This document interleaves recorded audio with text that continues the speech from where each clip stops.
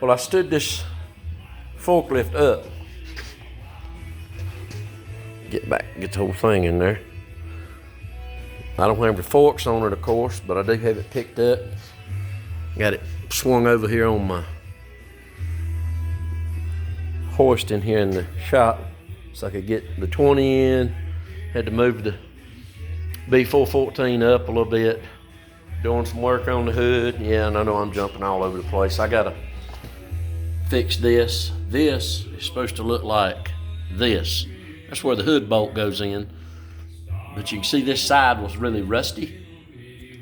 This side was not rusty, or as rusty. But this side, the bolt seized up, or the nut seized up and then spun and then broke the housing out. So I'll have to weld in a nut. I'll tack weld in a washer or something in right there and fix that tomorrow maybe. But anyway,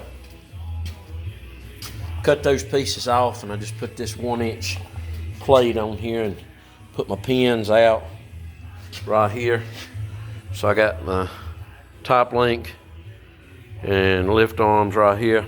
Sorry I'm so close, but kind of gives it a little more perspective and see what I got right here.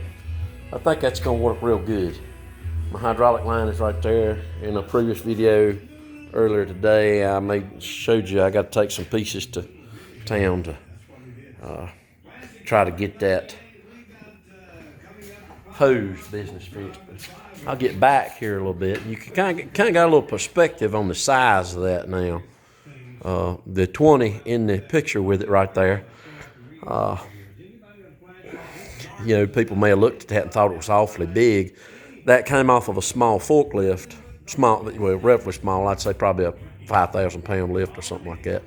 But you know, naturally, I wouldn't want to have that kind of capacity on the back of the tractor. But for just moving some pallets around or something, or you know, if you don't have a forklift, need a forklift just for a minute, you know, or two to move a pallet of something, it is nice to pick something straight up and be able to set it straight down.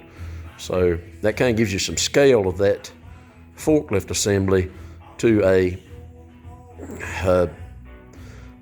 135-ish size tractor, you know, 2000 Ford or whatever you want to call it. Gives you some scale to it. Now, if you had a 80 horsepower tractor or so, pretty decent sized tractor that had a lot of weight, you know, and a good sized footprint, you could really use that and do some fairly high lifting with it and take advantage of the height that mast might have. But I wouldn't want to get very high, you know, with a tractor this size. You just simply don't have the weight, I wouldn't think, or I wouldn't want to use it personally very high on the back of that tractor moving around. I would, to be honest, my opinion, this would make something that would be really nice if you had a building or something you were working on and you had a work platform that you wanted to put on this, and then you back the tractor up, set this on the ground, and then raise the forklift section up with a basket. Be super stable. Then, of course, let it down and then move to reposition your tractor. But if you had a big enough tractor, and it may feel more stable than I think behind it, I don't know. But we'll see. Anyway, forklift is all but complete. When I get up in the morning, I may go down to Rural King and see about getting the hose for it. But I may just wait till I have to go to work and come back through one day when I'm off of work or something. But anyway, forklift project is coming to an end, hopefully, if everything works, which it should, I hope. Like and subscribe.